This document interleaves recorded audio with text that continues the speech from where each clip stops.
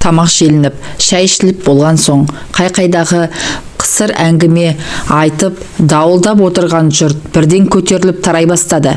Елдің ең соңында қалған Кеделбай ақсақал шығып бара жатып: «Ал шырағым Беделбай, әркімге әбер берсін, Құдайдың басқа салған осы шығар. Еделбай бейшара соғыста жасым болмағанда бәрі де басқаша болар еді ғой, қалғанымыз аман болайық», деді. Үн-түнсіз тұрған Беделбай жұрт аяғы басылған соң сыртқа шығып дарбазаның есігін жауып ілгегін салды. Ішке кіргенде ас үйде ыдыс-аяқ жүріп жүрген Баршагүлден басқа ешкім қалмапты. Сәлден соң қайтадан шай демдеп әкелді. «Қайнаға», деді даусы бұзылып, «айыпқа бұйырмаңыз. Ініңіздің қаза болған туралы военкоматтан хат алған соң төркініме қайтып кетейін дегенмін. Бірақ ол жақта да мені күтіп отырған адам жоқ. Алда-жалда сіз мені некелеп алсын деп те ойлаған емеспін. Үлкен қайнаға осылай шешкен екен. Мен де дейін, Құдайдың басқа салғанына көнем де», деп қыстығып жылап жіберді. «Қой шырағым, жылама, денсаулығыңды ойла, ешкімге ренжіме. Еделбайдың ошағын өшірмей, түтінін түтетіп отыра бер, қолымнан келгенше жәрдем беремін», деді Беделбай. Біраз үнсіздіктен соң қабырғаға жақындап төсек салынды. Келіншек шамның жарығын басып сыртқа шығып кетті. Содан әзер дегенде қайтып кіріп, шешініп төсекке жатқан еркектің жанына келіп сызылып тұрып қалды. Осыны күткендей, Беделбай басын көтеріп, жаңа ғана өзімен некесі қиылған келінін құшағына алды. Болар іс болды. Бұл бейшараны жылатып сықтатпай, тезірек бетін ашып алу керек. Бұрын келінім еді, енді некелі алған қатыным. Құдай алғанда да, жұрт алдында арым таза деп ойлап үлгерді. Діріл қаққан әйелді Айшайға қаратпай шешіндірді де әрекетке көшті. Әп сәтте-ақ ентігіп қалыпты. Аздап демін алды. Байқаса, келіншектің де кеудесі бір көтеріліп, бір басылып жылап жатыр екен. «Жылама дедім ғой саған. Егер разылығың болмаса, таңертең ауылыңа апарып тастаймын». Беделбайдың даусы қаттылау естілді. «Жоқ», деп іле жауап кетті әйел. «Мен ризамын сізге. Сізді құрметтеймін. Сіздің басыбайлы әйеліңіз боламын. Тек сіз менен қол үзіп кетпейсіз бе? Қанша дегенмен бала шағаларыңыз, Камила абысын бар. Оны көреміз әлі». Беделбай екі-үшті жауап қатты. Айтса айтқандай, келінін некелеп алу туралы әңгіме көтерілгеннен бастап, үйдегі Камила өнер ашқан, жоқ жерден жанжал шығарып, қиғылық салған, төркініме кетемін деп секірген. Ақыры Кеделбай аға 4-5 қарияны ертіп келген, оны жөнге шақырған соң келісім берген. Тағы да кім білсін, Беделбайдың одан әрі бірдеңені ойлауға шамасы жетпеді. Кеудесі тікірейген, денесі жұмыр, құлын мүшесінің бәрі орнында. Жас келіншек оны өзіне тарта түсті. Аттың басын қоя берді. Жастықтың соңы кәріліктің басы дегендей, бұл жолы ұзаққа шапты. Өзі байқамайды екен, әжептеуір қуаты бар екен. Түн жарымы ауғанда олар су жылытып, жуынып, шайынып алды да төсекке қайта жатты. Беделбайдың сілесі қатып қалған екен. Ертеңіне ұзын сәскеде бірақ оянды. Баршагүл үйдің ішін қайта жинастырып, есік алдына су сеуіп, сыпырып, айнадай етіп қойыпты. Ақсамауырын бурыл бұрқырап қайнап тұр. Екеуі отырып шай ішті. Әркім өз ойымен отырды. Айтарын да еш нәрсесі жоқ қалмағандай. Бәрі түсініктеді. Беделбайдың енді 2 үйі, 2 қатыны бар. Қаласа анда, қаласа мұнда болады. Соған лайықты тәшіпші да еселенеді. 2 отбасының ішіп жемін, керек жарағын туралап тұру керек. Әсіресе 2 әйелдің, 2 жақтағы балалардың жағдайын жасау керек. Я, Құдай берсе, бұл жақта да балалар болады. Беделбайдың ойы біраз жерге дейін барды. Сұйықтап жатқан соң, жұмысқа да шықпай қалдым. Мен кетіп қалсам, шайды кім құйып береді деп ойладым. Баршагүл өзін кінәлаған адамдай санап, жайлеп тіл қатты. 3 күнге дейін жұмысқа шықпайсың, заң сондай, деді Беделбай. Баршагүл үнсіз қалды. Азанғы шайды ішіп болған соң, Беделбай сыртқа шығып, үйдің айналасын ретке келтірді. Қыстан қалған көп жылдан бергі жиылып қалған қоқысты да отқа жағып, күлін егін жаққа шашты. Түскі тамақтан соң да қора қопсыны жөндеп, отын жарып, су суарып, едәуір еңбектенді.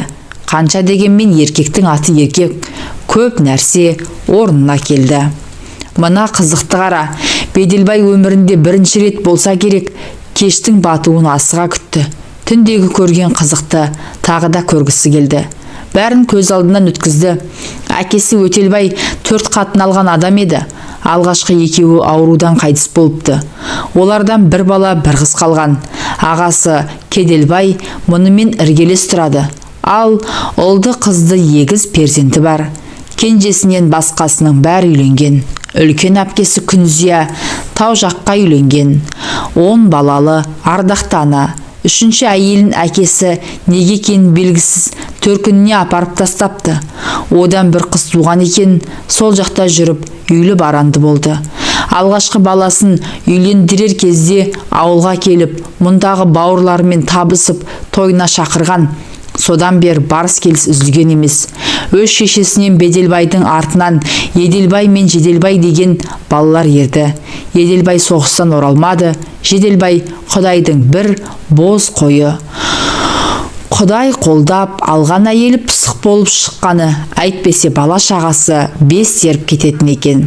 1 жыл соғысып жарақат алып, Беделбай ерге оралды да, Еделбайдың ақыры мынау болды. Ол сүр бойдақ болып жүріп, соғыс басталардың алдында 2 ай бұрын ғана үйленген еді. Мұндай боларын кім білген, әйтпесе уақытлы үйленер ме еді. Соғыс бітіп, әскерге кетіп аман қалғандар елге оралған соң, хабарсыз кеткендердің ағайын туғандары оларға іздеу салуға кіріскен. Бұлар да сөйтті. Жасы ұлғайып егде тартқан Кеделбай ағасы әскери комиссараттың есігін тоздырып жүріп, інісінің соғыста қайтыс болғаны туралы министрдің қолы қойылып, мөрі басылған қағазды алды. Ағайын туған, бауырын жоқтап, біраз жылап сықтады. Қошқар сойып, Құдайы берді. Сөйтіп жүргенде ауылда пайда болған бір ақсақал Еделбайдың жесірі Баршагүлді айналшықтап жүріп алды. Сонда байқаған Беделбай әлгіні қызыл ала қан қылып ұрып тастаған. Бірақ әлгі де өлімтік екен. Кетер болмады. Содан Кеделбай Беделбайды шақырып алып, Баршагүлді некелеп алуды талап етті. Сыртта қараңғы қоюланды. Ақыры кешкі астың дастарханы жиналып, кешегідей төсек салынды. Бірақ неге екені белгісіз, сыртқа шығып кеткен Баршагүл жақын арада ішке кіре қоймады. Оны тағатсыз күтіп жатқан Беделбай шыдамай орнынан тұрып, есік алдында бүрісіп отырған жерінен оны үйге жетектеп алып кірді. Әйел қарсыласқан жоқ. Тіпті төсекке жатқан соң Беделбайды құшақтай алды. Күні бойы тер сіңген іш киіміне тұмсығын тығып біраз жатты. Одан әрі өз көйлегін өзі жоғары сыпыра бастады. Байға тиіп еркектің күшін сезініп үлгермеген байғұс келіншек осы 4-5 жылдың ішінде жабайланып ақ қалған екен. Кешегі күннен соң әйелді құштарлығы оянып, енді міне не істеп, не қойғанына есеп берер емес. Түні бойы ойда жоқта қолы жеткен еркектің салмағын сезініп, есесі кеткен жылдардың қызығын қайталап алмаққа жанталасты. Ят аят дегенді ысырып тастап, шыбын жаны шырқырап ыңқылға басты. Қанша уақыт екені белгісіз, есінен адасқандай болған келіншек өзін өзі келді. Істеген қылығына өлердей өкінді. Бірақ, бұл сонша не істеп қойды. Жан тәнімен берілі ойнап күлгені өзінің некелі ер емес пе? Құдай да мұның мүсіркегені шығар. Артық кетсе кешірер. Ерлі зайыпты екеуі құштарланып, құшақтарын айырып, бір мезет жатып демдерін алды. Қайнаға деді. Бір уақытта Баршагүл, сіз маған ұрысып жатқан жоқсыз ба? Ұятсыз екен демейсіз бе? Я, ұрысып жатырмын. Сенің мені қайнаға дегеніңе жоқ, әлде біздің ерлі зайыпты екеніміз бекер ме? Егер бекер болмаса, бұдан бұлай мені өзімнің атыммен атай алмасаң, отағасы немесе қожайын дегенің дұрыс шығар. Мұны естіген Баршагүлдің жүрегі орнына түсті. Осыдан апта өткен соң Беделбай өз үйіне келді. Балалары қуанып жүріп, келіп амандасты. Әсіресе кішкене сары қызы мойнынан құшақтап, қатты да қалды. Беделбайдың жүрегі елжіреді. Тек Камила ғана сазарып базарып келдің кеттің демеді. Таза киім бер, моншаға барып келейін деген мұң екен. Айқайды салып үйді басына көтерді. Айтпаған сөз қалмады. Осыдан қоймай ескі шкафтан, кіреберістегі ілгіштен мұның бар киімін үйдің ортасына үйді де келген жағыңнан қайтпа деп бір-ақ кесті. Беделбайдың ашуы тас төбесінен шықты. Қонышынан қамшысын суырып алып, қатынының арқасын жон-жоса қаңғылды. Кетсем кетем, бірақ сен мені қудым деп ойламай-ақ қой. Қалғым келсе қалар едім, бірақ сендей бетбақтың маған керегі жоқ деп Беделбай айтарын айтты да киімдерін жинап, қанар қапқа салып үйден шыға жөнелді. Шамамен 2 айдай уақыт өтті. Сырт қарағанда ауылда мүлгіген тыныштық орнады. Бірақ шындығында гүл деген өсек аяң жүріп жатты. Бұлайғы жұрт екі үйдегі тірі жанның басқан ізін аңдып, артық басты әңгімені оттай гулетті. Ақыры олар да шаршаған болар, сумаңдаған сөз басылуға айналды. Беделбай мен Баршагүл құдды Төлеген мен Қыз Жібектей тұрып жатты. Қосылғандарына 1-2 ай өтер-өтпестен Баршагүлдің құрсақ көтергені белгілі болды. Баланың иісінен зар болған келіншек жүрегі жарыла қуанды. Сондай күннің бірінде кешке таман әдетіне басып, қақырынып түкірініп, Кеделбай ақсақал үйге кіріп келді. Табалдырықтың жанына кебісін шешіп тастап, үйге жүншекпенін ілгішке іліп төрге озды. Баршагүл күліп, сәлемін салып, жүгіріп жүріп, самауыр қайнатып, шәй пәй әкелді. Ағайынды екеуінің алдына сармай шылап, бір леген нан салма қойды. Тамаққа тойып алған Кеделбай ақсақал әңгімесін бастады. Әй, Беделбай, сен не білесің? Әлгі Камила келіп, біздің кемпірге мұңын шағыпты. Сені 2-ші қатын алғалы үйге аяқ басуды қойды депті. Үйде басқаны қойған кәдімгі көжеге қатар қатықта жоқ депті. Жаны шықсын. Соны айтқан албасының, мен кеткенде үйде бір тағара тоңмай, 2 қап ұн, 1 қап жарма болатын. Өзіңіз білесіз, колхоздан қаптап картошка, пияз, капустаға дейін алып қойғанбыз. Аштан өлетін жағдай жоқ. Содан кейін ғой, бетіне семіріп, мен үйден қуып шыққаны. Беделбай біраз үнсіз қалып, сөзін қайта жалғады. Әмеңгерлік қылып мына келінді аламын деген ойымда жоқ еді. Бәрін өзіңіз шығардыңыз. Маған не дейсіз енді?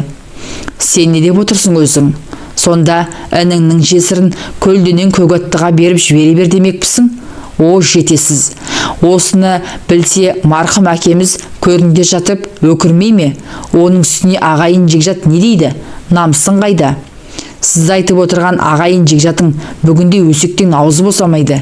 Жә, оны қоя бер. Ағайын бар болсаң көре алмайды, жоқ болсаң бере алмайды. Әйтеуір аман болсын. Сен сөзді доғарып, үлкен келіннен сондағы балалардан қол үзбе. Еркек емессің бе? Ұрғашының бір шәңкілдегеніне бола, көтіңді қағып кете бересің. Ақымақ болма. Одан да оларға еркектігіңді мықтап бір көрсетсең, аузын жабады. Осыны айтып, көнекөз қария орнынан тұрды. Беделбай 2-3 күннен кейін атының басын тағы да өз үйіне бұрды. Ол ақыры осылай боларын да білген. Бірақ қай күн екенін шешпеген еді. Қыздай алған қатынын 3 бала 1 қызын өз қолымен тұрғызған отын қайта тастап кетсін. Соңғы күндері өзі де олқылы толқылы болып жүрген. Енді міне көкесінің сөзі қамшы болып, жорға атын сипап, қамшылап келе жатыр. Жолай дүкенге бұрылып, қоржыннан 2 бас қант, кәмпит, шәй, пішіни бәрін алып толтырды. Күн ясына батар сәтте ат тұяғын дүрсілдетіп үйіне тақалғанда, баяғы әдетімен Камила алдынан шығып, шалбарына жармасты. Бұл оның сонау қыз кезінен қалыптасқан әдет еді. Шылбырды апарып дертеге байлады. Содан кейін ақ Беделбай жағдайының дұрыс болатынын бірден түсінді. Артық аспай әңгіме болған жоқ. Беделбайдың да іші жылып, үй жайының, бала шағасының жағдайын жасап, 10-15 күн өткен соң Баршагүлдің үйіне қарай өтті. Мына қырсықты қара. Баршагүлмен тұрған 2 айдың ішінде ол әбден мұны бауыр басып қалған екен, сыңсылап жылап қарсы алды. Кеш батып төсекке жатқан соң одан бетер болды. Мен сізді енді ешқайда жібермеймін. Ал егер кетер болсаңыз, асылы өлем деп қиғылық салды. Тура есінен адасқан сияқты. Айтсаң түсінбейді. Мауқы басылсын деп біраз аймалап кеудесіне басып естен танатындай етті. Маңдайы тершіп, денесі езіліп, анау айтқандай алқынып қалды. Ой жаным-ай, рахатын-ай деп әлек-шәлегі шықты. Ақыры олар әдеттегідей жылы суға жуынып алып, терең ұйқыға шомды. 2 аптадан соң Беделбай үлкен үйге қайта жиналды. Дәл осы арада тағы да айқай шу шықты. 2 көзі бұлаудай болып жылап, мен сізді ешқайда жібермеймін деп өзеурей түсті Баршагүл. Сіз кетсеңіз түн баласына ұйықтай алмай шығамын. Тек күндіз ғана көз шырымын аламын. Осылай деген оның қос жанарынан жасы тыйылмады. Оған не дерсің енді? Амалының жоғынан үлкен үйге анда-санда, онда да бір түнге ғана баруға мәжбүр болды. Басқа уақытында тек күндіз ғана барып, үйдің тірлігін тындырып келеді. Бұған Кәлиманың жаны қалай шықпасын. Құрсағындағы баласын туып алғанша шыдай тұрайық деп оны әзер көндірді. Уақыт сағаты жетіп, Баршагүл ұл босанды. Атын Кеделбай ақсақалға қойдырды. Азан шақырып, нәрестенің атын Жұрынтай қойды. Неге олай қойдыңыз деп сұраған адам болған жоқ. Ар шауып, бер шауып, 2 үйдің арасын жол қылған Беделбай әсіресе 2 қатынның ебін табамын деп өлердей болды.